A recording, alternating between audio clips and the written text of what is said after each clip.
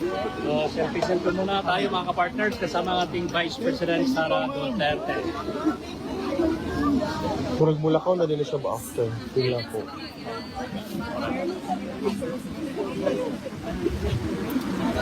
Kailan pa din mo singgit, sir? Ha? Hala, oo, iya na sabi. Kanyang ina na si Ma'am Elizabeth Sherman. Hintayin po natin, pagkatapos nito ay magkaroon po tayo ng interview sa ating pong Vice President Sara Duterte.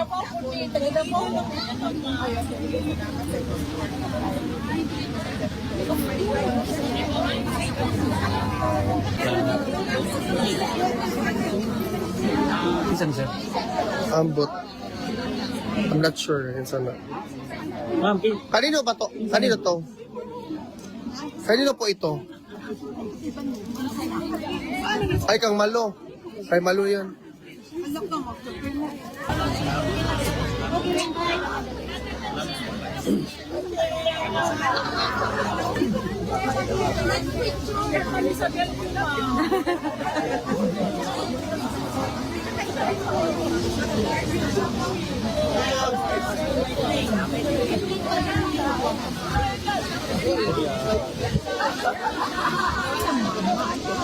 Wala pa po, ma'am.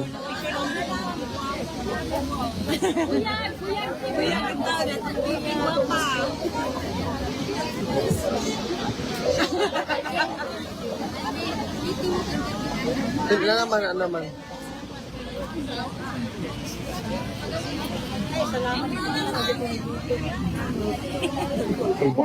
Ilabay ko na rin mo. Ihatag ka rin sa iyo, mabig kayo. Klaro yung Pilipinas, kaya tanong, naihian ang yung ring.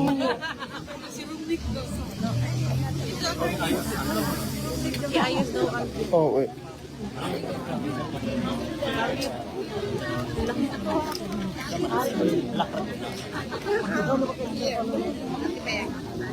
Hindi ang sunod.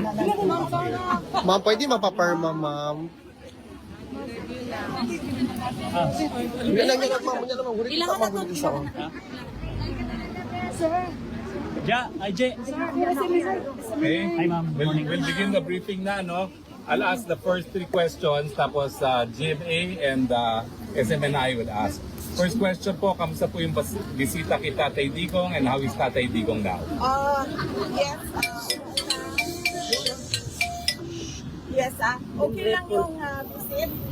Na-late kami kanina, so 30 minutes late kami. So isang oras na lang yung nagawa namin sa pagbisita namin. And pagdating namin, nag-aantay na siya. And masaya siya nung nakita niya kami kasi alam niya na nandun kami to celebrate pre-birthday with him and with my mother. Tapos, as usual, binilhan ko din siya Hey, ma'am. ng Coke Zero. Hindi niya ininom. Sabi niya, dalhin lang daw niya sa kwarto yung Coke Zero. Pero isa lang ang pinabili niya.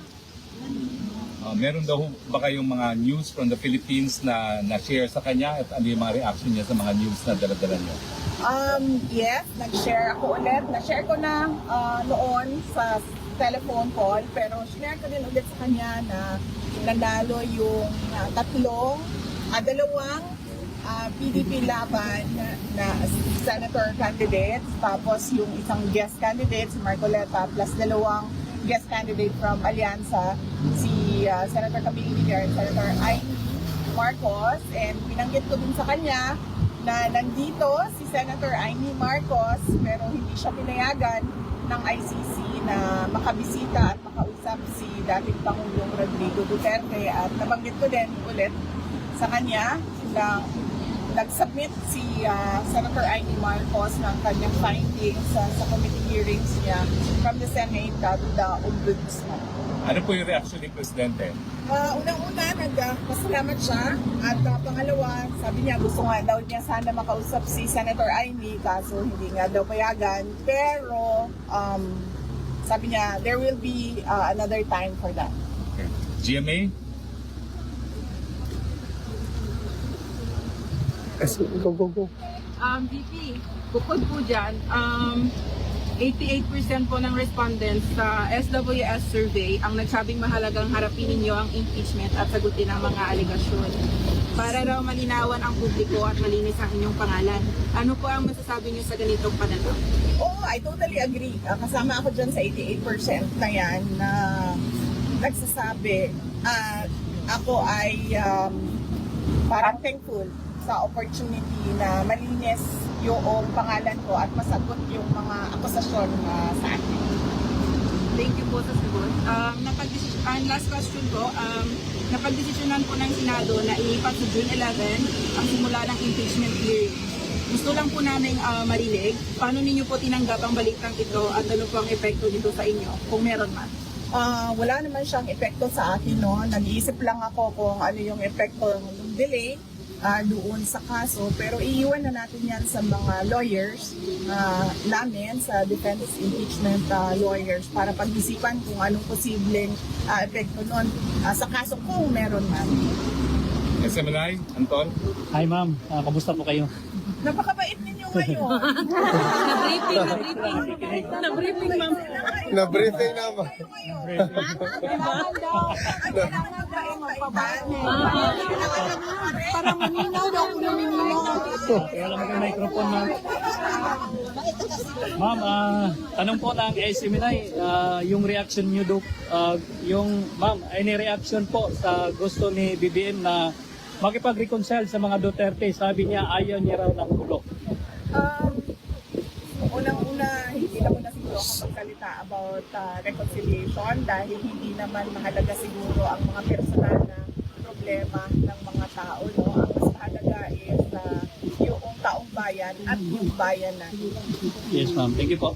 Ma'am, kasama niyo po si Senator Amy Marcos. Nagkita po sila ni Attorney Kaufman. Ano po yung naging role ni Senator Amy sa case po ni PRRD? Ay, wala po. Wala pong role si Senator Amy sa case ni former President Rodrigo Duterte.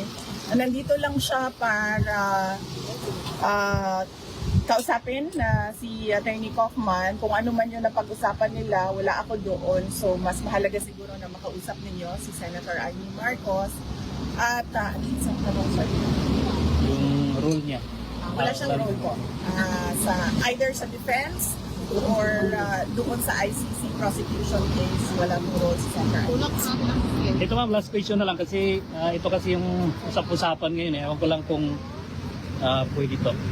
Kasi game po si Attorney Rowena Ganson na maging spokesperson mo. Kasunod yan ng pagkatalaga kay Attorney Abante bilang tagapagsalita sa ng House. While sa Malacanang, nandiyan naman si Attorney Claire. Any comment po sa posibilidad na maging spokes niyo si Attorney Ganson? Hindi namin napag-usapan sa Office of the Vice President ang spokesperson. Pero saludo kami sa talino at tapang ni Rowena Ganson. So kung gusto niya magsalita, go lang ng go. Makikinig tayong lahat sa kanya. Yes. Tama. Siguro from the audience, one question. Ma'am, ang question po ma'am, kamusta po si Presidente? Mayroon po ba siyang mensahe para sa Pilipino na nasa labas po? Yes, ang message niya is we are all ruled by destiny and I am here because of my destiny, whether rightly or wrongly. Yun ang sinabi niya. Thank you ma'am. And isa pang update is napag-usapan din namin yung oath niya at pag-usapan daw nila ng lawyers niya kung paano gawin yung kanyang oath. Thank you ma'am. Pero initially ang sinabi niya, I want set me free and I will take an oath. Yan yung Yes! Ma'am, meron pong kanta ang mga Pilipino para sa iyo. 1, 2, 3, go! Happy birthday to you. Happy birthday to you. Happy birthday, happy birthday. Happy birthday to you. Mabuhay ka!